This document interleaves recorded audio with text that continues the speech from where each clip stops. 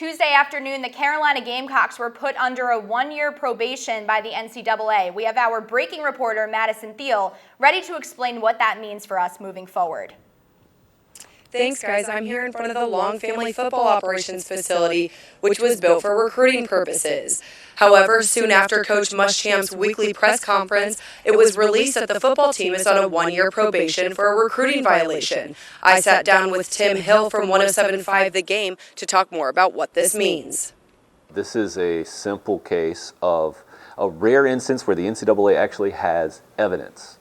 Hill was reassuring that although it was against the rules of NCAA, it was handled properly and the Gamecocks have taken full responsibility. The issue at hand was that an assistant coach from South Carolina sent 13 text messages to a recruit and met him off campus before the NCAA's permitted time frame. During the time of the violation, South Carolina released 2 assistant coaches, but after speaking with USC Athletics, no names can be confirmed as to who was involved. South Carolina has been fined $10,000 and given a one-year probation period that puts different restrictions on recruiting. Full details of the agreement that USC and the NCAA made can be found on Gamecocks Online. There will be no postseason restrictions placed on USC for this issue. You say recruiting violations, it sounds so much worse than it really is when it's something like this. This is 13 text messages and having a conversation with a kid when you're not supposed to talk to them.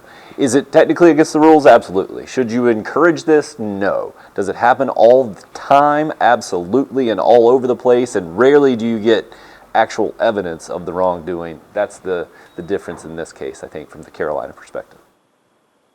He is responsible for everything that goes on within this team.